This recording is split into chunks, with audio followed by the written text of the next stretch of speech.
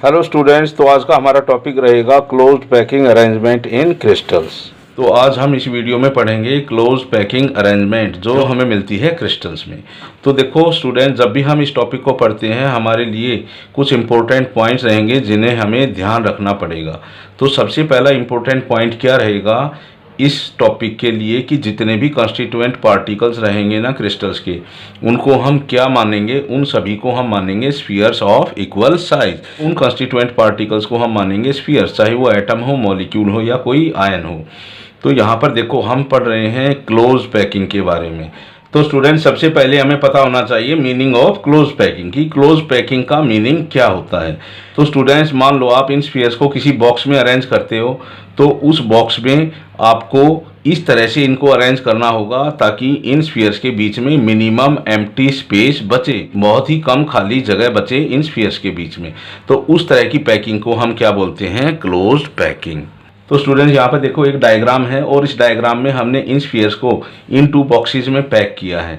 तो यहाँ पर हमने इन स्फीयर्स को इस तरह से पैक किया है इस बॉक्स में कि यहाँ पर तो हमें ज़्यादा स्पेस दिखाई देता है इन स्फीयर्स के बीच में, लेकिन जब हम इनको इस तरह से पैक करेंगे इस बॉक्स में और वो बॉक्स रहेगा सेम साइज का, तो यहाँ पर हम देख सकते हैं कि इन स्फीयर्स के बीच में जो एम्प्टी स्पेस बचता है वो बहुत ही कम है, मिनिमम है। तो इस तरह की पैकिंग होगी क्लोज पैकिंग और ये रहेगी लूजली पैकिंग, क्योंकि देखो यहाँ पर प्रेजेंट है large empty space between the spheres, और लेकिन इस तरह की पैकिंग में हमें मिनिमम एम्प्टी स्पेस दिखता है इन स्फीयर्स के बीच में। और जो गैप या एम्प्टी स्पेस हमें इन स्फीयर्स के बीच में मिलता है उसके लिए एक पर्टिकुलर नेम होता है, और उस एम्प्टी स्पेस को हम बोलेंगे वॉइड, होल और या इंटरस्टिशियल साइड। तो ये जो एम्प्टी स्पेस बचता है ना इन स्फीयर्स के बीच में, उनको हम बोलेंगे वॉइड या होल या इंटरस्टिशियल साइड्स। तो जो फर्स्ट पॉइंट रहेगा हमारा क्लोज्ड पैकिंग की स्टडी करते टाइम, वो रहेगा टाइप्स ऑफ क्लोज पैकिंग।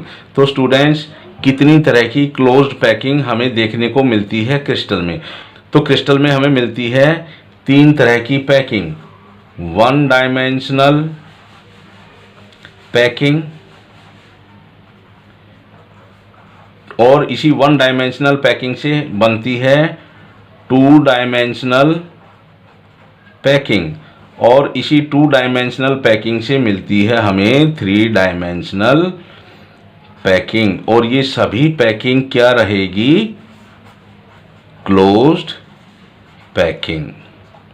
तो स्टार्ट करेंगे हम 1 डायमेंशनल क्लोज पैकिंग से, उसी से हम क्रिएट करेंगे 2 डायमेंशनल क्लोज पैकिंग, और इस 2 डायमेंशनल क्लोज पैकिंग का यूज करके ही हम क्रिएट करेंगे 3 डायमेंशनल क्लोज पैकिंग जो हमें सभी क्रिस्टल्स में मिलती है। तो जितने भी क्रिस्टल्स आएंगे उन सभी क्रिस्टल्स में हमें उन कॉन्स्टिट्यूएंट पार्टिकल्स की 3 डायमेंशनल क्लोज पैकिंग मिलती है। तो 1 बाय 1 हम इन 3 टाइप्स ऑफ क्लोज पैकिंग के बारे में स्टडी करेंगे। तो स्टूडेंट, सबसे पहले हम पढ़ेंगे 1 डायमेंशनल क्लोज पैकिंग। तो 1 डायमेंशनल क्लोज पैकिंग क्या रहेगी, ये 1 डायमेंशनल क्लोज पैकिंग तभी हमें मिलती है जब हम उन स्फीयर्स को किसी रो में अरेंज करेंगे। तो जब इन स्फीयर्स को हम रो में अरेंज करते हैं तो देखो ये एक ही एक्सिस पे है, ठीक है, मान लेते हैं ये एक्स एक्सिस है, तो इसी एक्सिस पे है, एक ही डायमेंशन में ये क्लोज पैकिंग हम रिप्रेजेंट कर रहे हैं। तो ये रहेगी अपनी 1 डायमेंशनल क्लोज पैकिंग।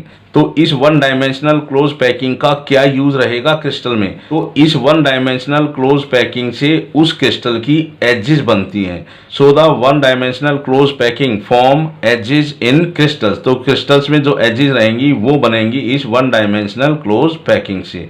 तो देखो इस तरह की पैकिंग में हम क्या देखते हैं, हम कोई पर्टिकुलर स्फीयर चूज करते हैं। मान लो हमने ये स्फीयर चूज किया है, तो इस स्फीयर के साथ कितने अदर स्फीयर्स डायरेक्ट कांटेक्ट में हैं। तो यहाँ पर देखो, एक तो ये स्फीयर है इसके कांटेक्ट में, और दूसरा स्फीयर कौन सा है, ये है जो इससे डायरेक्टली कांटेक्ट में रहेंगे। तो इस स्फीयर का कोऑर्डिनेशन नंबर रहेगा 2।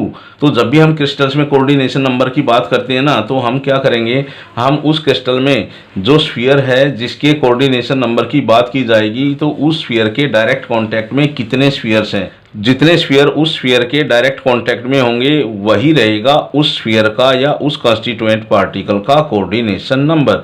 तो यहाँ पर कोऑर्डिनेशन नंबर क्या मिलता है, हर स्फीयर के लिए 2 मिलता है, क्योंकि अगर आप इसको देखोगे तो इसके साथ भी 2 स्फीयर्स डायरेक्ट कांटेक्ट में, अगर आप इसको चेक करते हो तो इसके भी डायरेक्ट कांटेक्ट में 2 ही स्फीयर हैं, तो इसका भी कोऑर्डिनेशन नंबर रहेगा 2। और इसी तरह से इधर भी स्फीयर्स हमें मिलेंगे और इधर भी हमें स्फीयर्स मिलेंगे, तो इसमें हर स्फीयर का जो कोऑर्डिनेशन नंबर रहेगा वो रहेगा 2।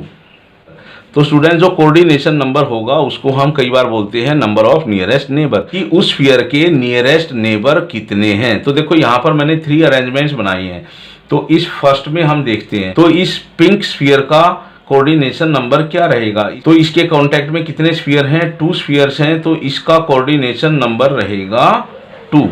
तो अब हम इस तरह की अरेंजमेंट में देखेंगे, ये भी एक क्लोज पैकिंग अरेंजमेंट है, तो यहाँ पर इस पिंक स्फीयर के डायरेक्ट कांटेक्ट में कितने स्फीयर्स रहेंगे। तो एक तो ये रहेगा, एक ये रहेगा, एक ये रहेगा और एक ये रहेगा। तो इस स्फीयर के डायरेक्ट कांटेक्ट में है 4 स्फीयर, तो इसका कोऑर्डिनेशन नंबर रहेगा यहाँ पर 4। और इस पिक्चर में हम देखते हैं कि इस पिंक स्फीयर के डायरेक्ट कांटेक्ट में कितने स्फीयर्स हैं, 1 2 3 4 5 6। तो इस स्फीयर का कोऑर्डिनेशन नंबर कितना रहेगा उस क्लोज पैकिंग अरेंजमेंट में, 6। तो क्लोज पैकिंग अरेंजमेंट में जो कोऑर्डिनेशन नंबर रहेगा वो रहेगा नंबर ऑफ नियरेस्ट नेबर्स, कि उस स्फीयर के डायरेक्ट कांटेक्ट में कितने पड़ोसी हैं या नेबर्स हैं, तो वही रहेगा उस स्फीयर का कोऑर्डिनेशन नंबर। तो स्टूडेंट्स अब हम डिफाइन करेंगे कोऑर्डिनेशन नंबर को। तो coordination number of A sphere क्या रहेगा, या nearest neighbour of A sphere, the number of nearest neighbour of A sphere is called its coordination number, कि उस पर्टिकुलर स्फीयर के नियरेस्ट नेबर कितने हैं वही उस स्फीयर का रहेगा कोऑर्डिनेशन नंबर। या इस तरह से भी कह सकते हो कि the number of spheres which are in direct contact with a sphere is called its coordination number, किसी पर्टिकुलर स्फीयर के डायरेक्ट कांटेक्ट में कितने अदर स्फीयर्स हैं वही रहेगा इस स्फीयर का कोऑर्डिनेशन नंबर। तो स्टूडेंट्स कोऑर्डिनेशन नंबर हमें डिफरेंट टाइप्स के मिल सकते हैं, 4 6 8 12। तो ये हम बाद में पढ़ेंगे, पहले हम पढ़ेंगे यहाँ पर क्लोज पैकिंग अरेंजमेंट्स के बारे में। तो स्टूडेंट जो नेक्स्ट पॉइंट रहेगा क्लोज पैकिंग इन 2 डायमेंशंस।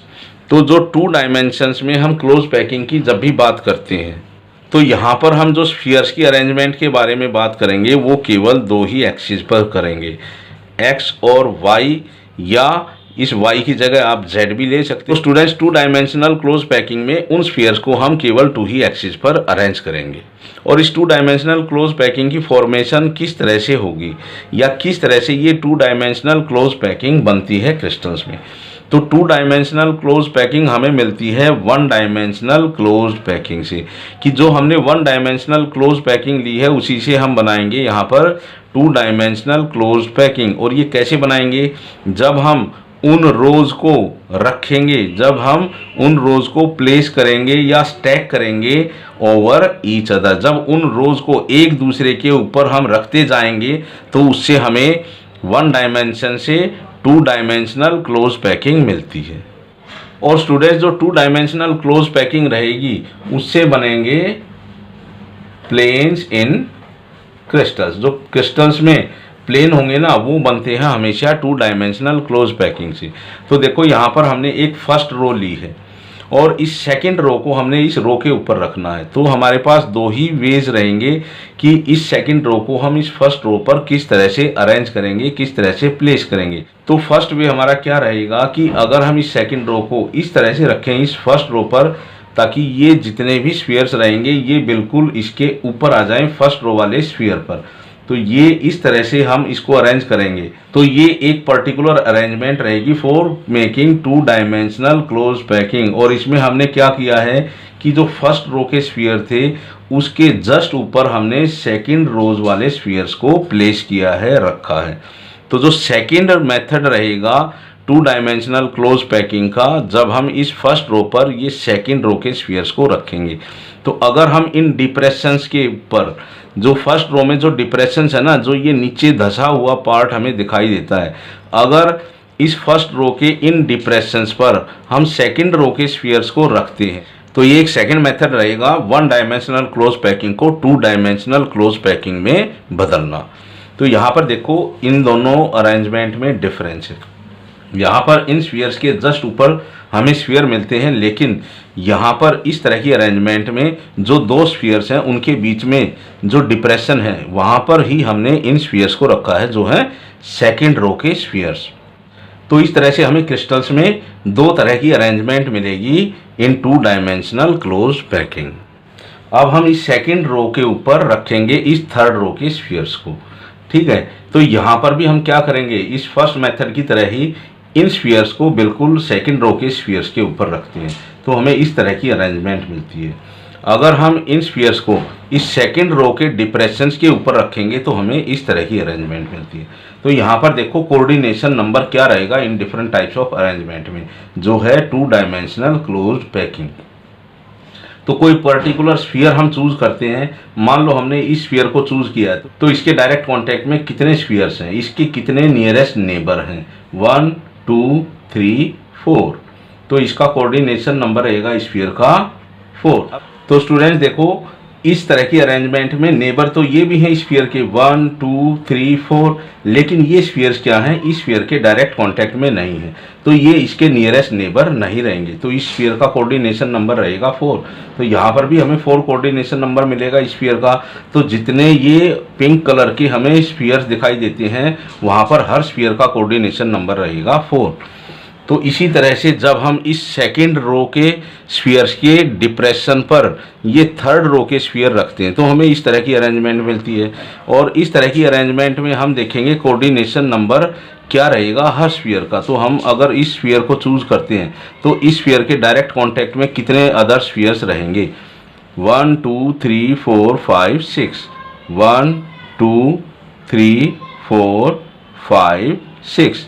तो इस स्फीयर का कोऑर्डिनेशन नंबर कितना रहेगा, 6 रहेगा। तो यहाँ पर देखो 1 2 3 4, तो इसका कोऑर्डिनेशन नंबर क्या रहेगा, 4 रहेगा। तो जितने भी ये सेकंड रो के स्फीयर्स हैं इन सभी का कोऑर्डिनेशन नंबर हमें क्या मिलेगा, 6। अगर हम इसी तरह से इस रो के नीचे भी स्फीयर्स को अरेंज करें तो वहाँ पर भी कोऑर्डिनेशन नंबर हमें 6 ही मिलेगा। और अगर इस थर्ड रो के ऊपर भी हम इसी तरह से स्फीयर्स को रखते जाएंगे तो वहाँ पर भी इस थर्ड रो के जितने भी स्फीयर्स होंगे उनका भी कोऑर्डिनेशन नंबर हमें क्या मिलेगा, 6 मिलेगा। तो स्टूडेंट्स ये दोनों ही टू डायमेंशनल क्लोज पैकिंग है, लेकिन यहाँ पर देखो इसका नाम डिफरेंट रहेगा इस तरह की टू डायमेंशनल क्लोज पैकिंग से। अगर देखो हम इन स्फीयर्स के सेंटर्स को जो इसके डायरेक्ट कांटेक्ट में हैं उन सभी स्फीयर्स को लाइन से अगर हम मिला दें तो हमें एक तरह की स्ट्रक्चर मिलती है। तो यहाँ से देखो क्या मिलेगी, to dimensional square closed packing. Two dimensional close packing तो है, लेकिन यहाँ फिगर कौन सी बन रही है, स्क्वायर की, तो वो क्या रहेगा, two dimensional square close packing. लेकिन यहाँ पर इन सभी स्फीयर्स के सेंटर्स को अगर हम मिलाएं तो वहाँ से देखो एक हमें हेक्सागन मिलेगा। जो स्ट्रक्चर मिलती है ना वो हेक्सागन की मिलती है। तो ये टू डायमेंशनल क्लोज पैकिंग तो है, लेकिन ये कौन सी है, two dimensional hexagonal close packing. तो टू डायमेंशनल क्लोज पैकिंग हमें दो तरह की मिलती है, एक तो मिलती है two dimensional square close packing और एक मिलती है two dimensional hexagonal close packing. तो स्टूडेंट जो नेक्स्ट क्वेश्चन रहेगा हमारा, which is more effective, two dimensional close packing, two dimensional square close packing और two dimensional hexagonal close packing. तो हमारा आंसर क्या रहेगा, two dimensional hexagonal, two dimensional hexagonal closed packing is more effective. Two dimensional hexagonal close packing is more efficient या effective, more efficient packing. अब इसका reason क्या रहेगा, हमें डायग्राम देखना पड़ेगा, ठीक है। हम डायग्राम की हेल्प से पहले देखेंगे कि किस तरह की अरेंजमेंट में हमें मिनिमम एम्प्टी स्पेस मिलता है। जिसमें मिनिमम एम्प्टी स्पेस मिलेगा वही रहेगी एफिशिएंट या इफेक्टिव क्लोज्ड पैकिंग। अब देखो इन डायग्राम से हम देख सकते हैं कि जो to dimensional square close packing है वहाँ पर इन स्फीयर्स के बीच में ज़्यादा एम्प्टी स्पेस है, ज़्यादा गैप है। लेकिन जो to dimensional hexagonal close packing है वहाँ पर इन स्फीयर्स के बीच में लेस एम्प्टी स्पेस है। तो जो 2 dimensional hexagonal close packing is more efficient due to very less empty space between the spheres which are present in 2 dimensional hexagonal closed packing. तो student इसका रीजन क्या रहेगा? Due to very less empty space between spheres in 2-dimensional hexagonal closed packing। तो ये हम reason लिखेंगे इसका कि 2 dimensional hexagonal close packing more efficient packing क्यों है। और जो 3 डायमेंशनल क्लोज पैकिंग रहेगी क्रिस्टल में वो हम बनाएंगे यहाँ पर फ्रॉम 2 डायमेंशनल क्लोज पैकिंग। और जो 3 डायमेंशनल क्लोज पैकिंग है वो उस क्रिस्टल के सभी कंस्टिट्यूएंट पार्टिकल्स की 3 डायमेंशनल अरेंजमेंट को रिप्रेजेंट करता है, क्योंकि जितने भी क्रिस्टल्स हैं वो क्या है? 3 डायमेंशनल है, क्योंकि उसमें सभी कंस्टिट्यूएंट पार्टिकल्स को अलोंग 3 एक्सिस रेगुलर पैटर्न में अरेंज किया गया है। तो 3 डायमेंशनल क्लोज पैकिंग है ना, वो हमें मिलती है फ्रॉम 2 डायमेंशनल क्लोज पैकिंग। तो ये चीज़ हमें ध्यान रखनी है। और 2 डायमेंशनल क्लोज पैकिंग हमारे पास कितनी टाइप्स की हैं? 2 ही टाइप की हैं, 2 डायमेंशनल स्क्वायर क्लोज पैकिंग और 2 डायमेंशनल हेक्सागोनल क्लोज पैकिंग। तो जो 3 डायमेंशनल क्लोज पैकिंग हम क्रिस्टल्स में बनाएंगे वो बनाएंगे इन्हीं 2 टाइप्स की 2 डायमेंशनल क्लोज पैकिंग से। तो स्टूडेंट सबसे पहले हम बात करेंगे 3 dimensional close packing from 2 dimensional square close packing कि 2 डायमेंशनल स्क्वायर क्लोज पैकिंग से किस तरह से हम 3 डायमेंशनल क्लोज पैकिंग क्रिएट करते हैं। तो इसके लिए हम क्या करेंगे कि जो लेयर्स रहेंगी ना 2 डायमेंशनल स्क्वायर क्लोज पैकिंग को, उनको एक दूसरे के ऊपर हम अरेंज करते जाएंगे, तो उससे हमें 3 डायमेंशनल क्लोज पैकिंग मिलेगी। और वो क्लोज पैकिंग किस टाइप की है? 2 डायमेंशनल स्क्वायर क्लोज पैकिंग। तो यहाँ पर देखो हमने फर्स्ट लेयर के स्फीयर्स को इस तरह से रिप्रेजेंट किया है जो है 2 डायमेंशनल स्क्वायर क्लोज पैकिंग। और इसके ऊपर हम रखेंगे ये सेकेंड लेयर, और ये भी क्या है? 2 डायमेंशनल स्क्वायर क्लोज पैकिंग है। तो जब हम इस सेकेंड लेयर के स्फीयर्स को इन फर्स्ट लेयर स्फीयर्स के बिल्कुल ऊपर रखेंगे, तो जितने ये स्फीयर्स रहेंगे फर्स्ट लेयर के, इनके बिल्कुल ऊपर इस सेकेंड लेयर के स्फीयर्स रहेंगे। तो इस तरह से हमें मिलती है 3 डायमेंशनल स्क्वायर क्लोज्ड पैकिंग। तो जो ये रहेगी ये क्या है? 3 डायमेंशनल स्क्वायर क्लोज्ड पैकिंग।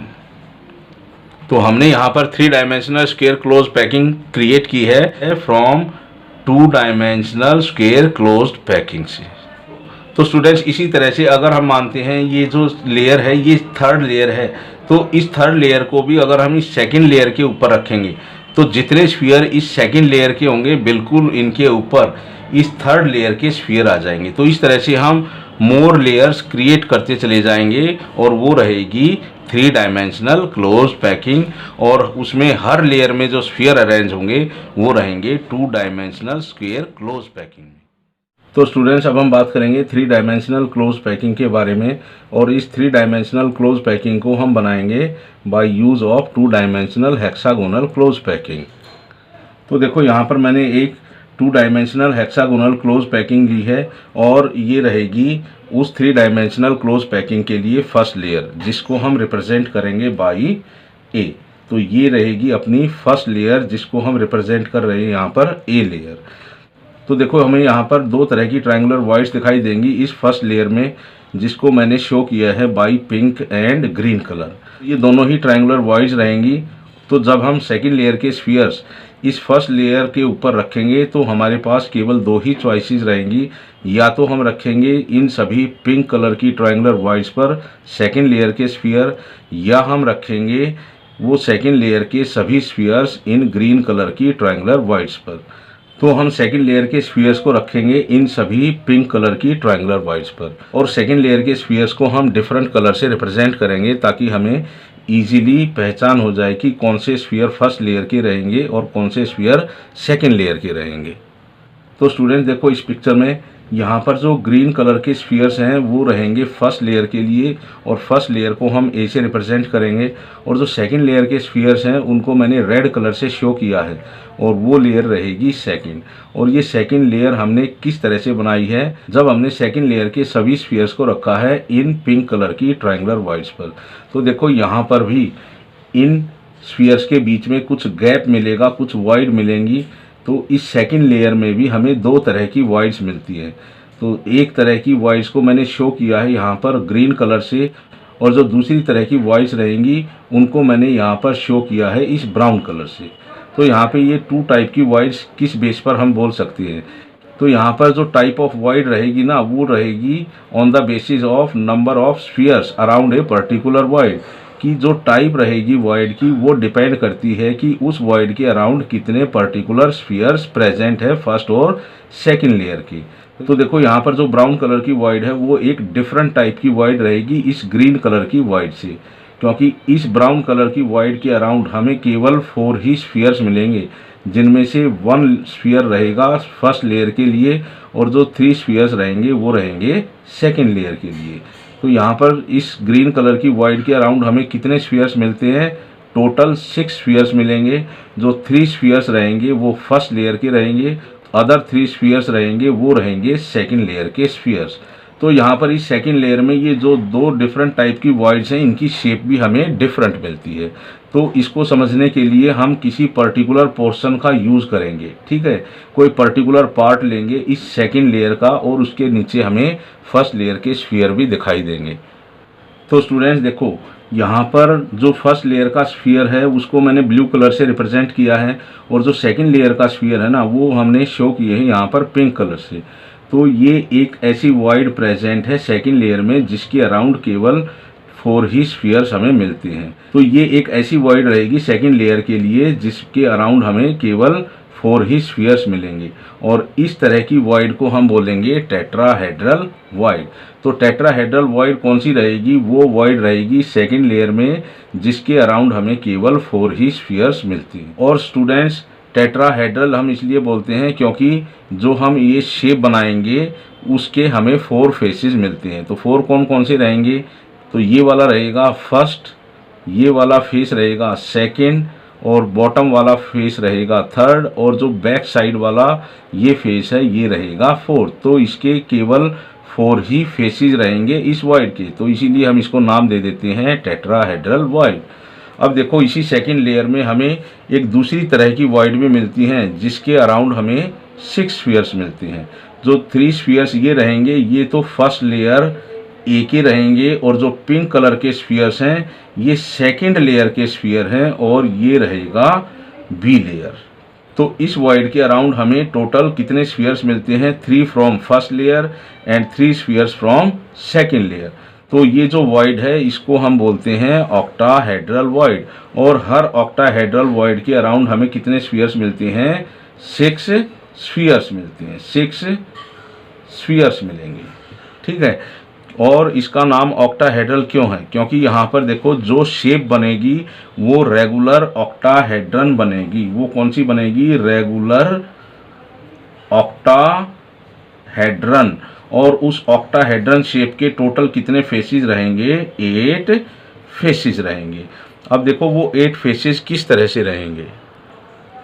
अब यहाँ पर देखो हमें 4 फेसेस मिलते हैं इसके, 1 ये वाला फेस रहेगा, सेकंड ये वाला फेस रहेगा, थर्ड रहेगा ये वाला फेस, और फोर्थ रहेगा ये बैक साइड का फेस, ये रहेगा फोर्थ फेस। तो इसी तरह की शेप हमें नीचे भी मिलती है इस पर्टिकुलर वॉइड में, और उसको हम किस तरह से ड्रॉ करेंगे, यहाँ पर हम एक पॉइंट लेंगे और इस पॉइंट को इन सभी कॉर्नर से ज्वाइन करेंगे, मिलाएंगे। तो देखो यहाँ पर भी हमें कितने फेस मिलते हैं, 4 ही फेसेस मिलेंगे। 1 इधर वाला रहेगा, सेकंड ये फ्रंट वाला रहेगा, थर्ड ये रहेगा, और फोर्थ रहेगा ये बैक साइड का, फोर्थ रहेगा ये बैक साइड का। तो जब हम इन स्ट्रक्चर्स को मिला देंगे तो हमें जो स्ट्रक्चर मिलती है वो होगी रेगुलर ऑक्टाहेड्रन, और उसके टोटल कितने फेसेस रहेंगे, 8 फेसेस रहेंगे। 4 फेसेस हमें मिलते हैं अपर साइड में, और 4 ही फेसेस हमें मिलेंगे बॉटम साइड में। तो बॉटम साइड में भी हमें 4 ही फेसेस मिलते हैं और अपवर्ड डायरेक्शन में भी हमें 4 ही फेसेस मिलेंगे। तो टोटल हो गए इसके 8 फेसेस। और जो इस तरह की वॉइड रहेगी वो रहेगी एक ऑक्टाहेड्रल वॉइड। तो इसलिए हम इसको ऑक्टाहेड्रल वॉइड बोलते हैं क्योंकि इस वॉइड के 8 फेसेस रहेंगे। तो स्टूडेंट्स अब हम यहाँ पर इस सेकंड लेयर के ऊपर थर्ड लेयर रखेंगे और उस थर्ड लेयर को बनाने के लिए भी हम इसी तरह के स्फीयर्स का यूज़ करेंगे। तो देखो यहाँ पर भी हमारे पास 2 ही चॉइसेस रहेंगी। जो मैंने यहाँ पर ग्रीन कलर से वॉइड रिप्रेजेंट की है उसको मैंने शो किया है बाई एक्स, और जो ब्राउन कलर की वॉइड है जो टेट्राहेड्रल वॉइड है उसको मैंने शो किया है बाई वाई। तो जो एक्स कलर की जो वॉइड्स रहेंगी वो रहेंगी ऑक्टाहेड्रल वॉइड, और जो ब्राउन कलर की वॉइड्स यहाँ प्रेजेंट हैं वो रहेंगी सभी टेट्राहेड्रल वॉइड। तो हमारे पास 2 ही चॉइसेस रहेंगी थर्ड लेयर के स्फीयर्स को रखने के लिए इस सेकेंड लेयर पर। या तो हम रखेंगे उन सभी ग्रीन कलर की ऑक्टाहेड्रल वॉइड्स पर उन स्फीयर्स को, या हम रखेंगे उन सभी स्फीयर्स को इन ब्राउन कलर की टेट्राहेड्रल वॉइड्स पर। तो स्टूडेंट्स हम किसी भी एक तरह की वॉइड पर थर्ड लेयर के स्फीयर्स को रखेंगे उस सेकंड लेयर ऑफ स्फीयर्स पर, या तो टेट्राहेड्रल वॉइड पर या हम उन सभी ग्रीन कलर की ऑक्टाहेड्रल वॉइड पर। तो स्टूडेंट्स यहाँ पर जो हम थर्ड लेयर के स्फीयर्स रखेंगे ना वो केवल इन सभी ब्राउन कलर की टेट्राहेड्रल वॉइड्स पर रखेंगे जो हैं वाई टाइप ऑफ वॉइड्स। तो देखो यहाँ पर अगर हम इस ब्राउन कलर की वॉइड पर थर्ड लेयर के स्फीयर को रखते हैं तो जो वो स्फीयर रहेगा वो बिल्कुल इस फर्स्ट लेयर के स्फीयर के ऊपर आएगा। इसका मतलब जो फर्स्ट लेयर है उसको हम ए से रिप्रेजेंट करते हैं और जो सेकंड लेयर है उसको बी से रिप्रेजेंट करते हैं, और जो थर्ड लेयर के जो स्फीयर रहेंगे ना वो कहाँ हमें मिलते हैं, उन सभी फर्स्ट लेयर के स्फीयर के बिल्कुल ऊपर मिलते हैं। तो और जो यहाँ पर थर्ड लेयर बनेगी इस सेकंड लेयर के ऊपर वो भी क्या रहेगी, ए लेयर रहेगी। तो थर्ड लेयर क्या है वो ए लेयर जैसी ही रहेगी। इसका मतलब क्या रहेगा कि जितने भी स्फीयर्स थर्ड लेयर में होंगे वो सभी फर्स्ट लेयर के स्फीयर्स के हमें ऊपर मिलेंगे। जो थर्ड लेयर बनती है वो बिल्कुल same to same first layer जैसी ही हमें मिलती है।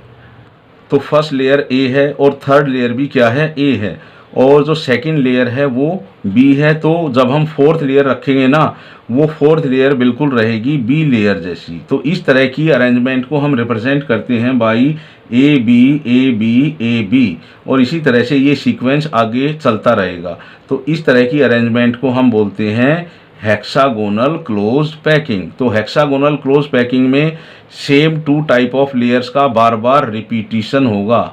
अगर आप फर्स्ट लेयर को ए मानते हो और सेकंड लेयर को बी मानते हो तो थर्ड लेयर भी ए रहेगी, फोर्थ लेयर बी रहेगी, फिफ्थ लेयर ए रहेगी और सिक्स्थ लेयर बी रहेगी, और इसी तरह से ये सीक्वेंस भी आगे चलता रहेगा। तो देखो हेक्सागोनल क्लोज पैकिंग हमें किस तरह से मिली है कि जब हमने थर्ड लेयर के स्फीयर्स को उन सेकंड लेयर के सभी टेट्राहेड्रल वॉइड्स पर रखा है तभी हमें मिलती है वो हेक्सागोनल क्लोज पैकिंग, और उसको हम रिप्रेजेंट करते हैं by A B and so on. तो देखो हेक्सागोनल क्लोज पैकिंग में इस तरह की अरेंजमेंट हमें मिलती है, और यहाँ से हम फाइंड आउट करेंगे कोऑर्डिनेशन नंबर हर स्फीयर का इस हेक्सागोनल क्लोज पैकिंग में। तो देखो जो फर्स्ट लेयर है उसमें जो ये मिडल में जो स्फीयर प्रेजेंट है इसके अराउंड हमें कितने स्फीयर्स मिलते हैं, 1 2 3 4 5 6। तो इस लेयर में इसका कोऑर्डिनेशन नंबर क्या रहेगा, 6 रहेगा। और जो बी लेयर है उसके केवल ये 3 स्फीयर्स ही इस स्फीयर के डायरेक्ट कांटेक्ट में रहेंगे। तो यहाँ इस सेकंड लेयर से इस स्फीयर का कोऑर्डिनेशन नंबर क्या मिलता है हमें, 3। अगर हम माने इस ए लेयर के नीचे एक बी लेयर प्रेजेंट है तो उसके भी इसी तरह से 3 स्फीयर्स ही इस स्फीयर के डायरेक्ट कांटेक्ट में होंगे, और उस बी लेयर के लिए इस स्फीयर का कोऑर्डिनेशन नंबर क्या रहेगा, 3 रहेगा। तो टोटल कोऑर्डिनेशन नंबर क्या रहा इस स्फीयर का इस हेक्सागोनल क्लोज पैकिंग में, 6 + 3 + 3। तो टोटल कोऑर्डिनेशन नंबर हमें मिलता है यहाँ पर 12। और ऐसे कौन से एलिमेंट्स होंगे जिनके क्रिस्टल्स में हमें हेक्सागोनल क्लोज पैकिंग मिलती है। तो देखो हेक्सागोनल क्लोज पैकिंग हमें 3 एलिमेंट्स में मिलती है, बेरिलियम, मैग्नीशियम एंड मोलिब्डेनम। ये 3 एलिमेंट्स रहेंगे जिनके क्रिस्टल्स में हमें मिलती है हेक्सागोनल क्लोज पैकिंग। और इस हेक्सागोनल क्लोज पैकिंग में कोऑर्डिनेशन नंबर हर स्फीयर का कितना मिलता है हमें, 12। तो स्टूडेंट्स अगर हम इस सेकंड लेयर के उन सभी ऑक्टाहेड्रल वॉइड्स एक्सपर स्फीयर्स रखेंगे तो हमें किस तरह की अरेंजमेंट मिलेगी। तो यहाँ पर देखो, जब हम उन सभी स्फीयर्स को जो थर्ड लेयर के रहेंगे उनको अगर हम रखेंगे उन सभी octahedral voids of second layer पर, तो देखो यहाँ से इस तरह से अगर हम एक स्फीयर रखते हैं इस ऑक्टाहेड्रल वॉइड जो सेकंड लेयर में प्रेजेंट है, तो देखो ये जो लेयर बनती है ना वो डिफरेंट लेयर बनेगी from first and second layer of sphere. तो इस लेयर को अगर हम नाम दें सी, जो है थर्ड लेयर, और थर्ड लेयर क्या है वो डिफरेंट है, तो इसको हम रिप्रेजेंट करेंगे बाई सी। तो यहाँ पर सभी ऑक्टाहेड्रल वॉइड्स पर जब हम इन स्फीयर्स को रखेंगे थर्ड लेयर के तो एक डिफरेंट ही लेयर बनेगी और वो लेयर रहेगी सी। तो इस तरह की अरेंजमेंट को हम रिप्रेजेंट करते हैं by A B C A B C A B C, और यही सीक्वेंस आगे भी चलता रहेगा। तो इस तरह का सीक्वेंस हमें कब मिला है, जब हमने थर्ड लेयर के स्फीयर्स को उस सेकंड लेयर के सभी ऑक्टाहेड्रल वॉइड्स पर रखा है। और इस तरह की क्लोज पैकिंग अरेंजमेंट को हम बोलते हैं क्यूबिक क्लोज पैकिंग अरेंजमेंट। तो देखो, क्यूबिक क्लोज पैकिंग अरेंजमेंट हमें कब मिलती है। क्यूबिक क्लोज पैकिंग अरेंजमेंट हमें तभी मिलेगी जब हम थर्ड लेयर के स्फीयर्स को रखते हैं सेकंड लेयर के उन सभी ऑक्टाहेड्रल वॉइड्स पर, तो हमें मिलती है क्यूबिक क्लोज पैकिंग अरेंजमेंट। और इसी का दूसरा नाम है face centred cubic close packing arrangement, क्योंकि इस तरह की अरेंजमेंट से जो यूनिट सेल मिलेंगे हमें उस क्रिस्टल में, वो यूनिट सेल रहेंगे face centred cubic unit cell. तो जो face centred cubic unit cells मिलते हैं हमें इन क्यूबिक क्लोज पैकिंग अरेंजमेंट में। तो यहाँ देखो, हमने कुछ ही स्फीयर्स को लिया है क्यूबिक क्लोज पैकिंग अरेंजमेंट के लिए, ताकि हमें हर स्फीयर के कोऑर्डिनेशन नंबर का पता चले। तो देखो, हमने जो फर्स्ट लेयर है उसका केवल एक ही स्फीयर लिया है और जो सेकंड लेयर है उसके 6 स्फीयर्स लिए हैं। तो देखो, इस ए लेयर वाले स्फीयर के डायरेक्ट कांटेक्ट में कितने स्फीयर्स हैं, 6 स्फीयर्स हैं। तो इसका कोऑर्डिनेशन नंबर कितना रहेगा, यहाँ पर इस ए लेयर वाले स्फीयर का कोऑर्डिनेशन नंबर रहेगा। तो देखो, यहाँ पर जो ए लेयर का स्फीयर है वो सी लेयर वाले कितने स्फीयर से डायरेक्ट कांटेक्ट में है, तो सी लेयर के 6 स्फीयर इस ए लेयर वाले इस स्फीयर से डायरेक्ट कांटेक्ट में होंगे। तो यहाँ पर भी ए लेयर वाले इसी स्फीयर का coordination number with C layer कितना मिलेगा, हमें 6 मिलेगा। तो इस स्फीयर का टोटल कोऑर्डिनेशन नंबर हमें मिलता है यहाँ पर 12। तो देखो, इस क्यूबिक क्लोज पैकिंग अरेंजमेंट में हमें यूनिट सेल्स मिलती हैं face centred cubic unit cell. तो यहाँ पर देखो, एक पार्टिकल है ए लेयर का, वो इस यूनिट सेल के एक कॉर्नर पर प्रेजेंट है, और जो यहाँ पर ए लेयर का स्फीयर है वो भी यहाँ पर इस यूनिट सेल के एक कॉर्नर पर प्रेजेंट होगा। तो यहाँ पर देखो, टोटल 6 स्फीयर्स हैं इन ईच लेयर, जिनमें से 3 स्फीयर्स रहेंगे उस यूनिट सेल के कॉर्नर पर। तो जो बी लेयर के 3 स्फीयर्स कॉर्नर पर प्रेजेंट होंगे 1 2 3, और जो बाकी के 3 स्फीयर्स रहेंगे वो 3 फेस सेंटर्स पर प्रेजेंट होंगे 1 2 3। इसी तरह से इस सी लेयर के भी 3 स्फीयर्स प्रेजेंट होंगे यूनिट सेल के कॉर्नर्स पर, और जो बाकी के 3 स्फीयर्स रहेंगे वो रहेंगे उस यूनिट सेल के फेस सेंटर पर। तो इस तरह से क्यूबिक क्लोज पैकिंग अरेंजमेंट में जो यूनिट सेल्स बनती हैं वो बनेंगी face centred cubic unit cell. तो यहाँ पर हमारे माइंड में एक क्वेश्चन आएगा कि ऐसे कौन कौन से एलिमेंट रहेंगे जिनमें हमें क्यूबिक क्लोज पैकिंग अरेंजमेंट या face centred cubic close packing arrangement मिलती है। तो वो एलिमेंट रहेंगे एल्यूमिनियम, आयरन, निकल, सिल्वर, गोल्ड। तो इन सभी एलिमेंट्स में हमें क्यूबिक क्लोज पैकिंग अरेंजमेंट या face centred cubic close packing arrangement मिलती है। और देखो, चाहे वो हेक्सागोनल क्लोज पैकिंग अरेंजमेंट हो या क्यूबिक क्लोज पैकिंग अरेंजमेंट हो, इन तरह की अरेंजमेंट में जो हर स्फीयर का जो कोऑर्डिनेशन नंबर रहेगा वो कितना रहेगा, 12 रहेगा। और यहाँ पर अगर हम पैकिंग एफिशिएंसी की बात करें, पैकिंग एफिशिएंसी से हमारा मतलब रहेगा कि जो कंस्टिट्यूएंट पार्टिकल्स हैं वो कितना % स्पेस ऑक्यूपाई करेंगे। तो पैकिंग एफिशिएंसी कितनी मिलती है हमें इन 2 टाइप्स की क्लोज पैकिंग अरेंजमेंट में, 74%। इसका मतलब जो 74% स्पेस है वो ऑक्यूपाई करेंगे स्फीयर्स, ऑक्यूपाई करेंगे वो कंस्टिट्यूएंट पार्टिकल्स या स्फीयर्स, लेकिन 26% स्पेस ही उस तरह की क्रिस्टल में हमें मिलेगा जो ऑक्यूपाई करेंगे वॉइड, जो ऑक्यूपाई करेंगे वॉइड्स। तो वॉइड्स का कितना परसेंट स्पेस हमें मिलेगा उन क्रिस्टल्स में? 26% और 74% स्पेस ऑक्यूपाई करेंगे उस क्रिस्टल के कंस्टिट्यूएंट पार्टिकल्स या स्फीयर्स।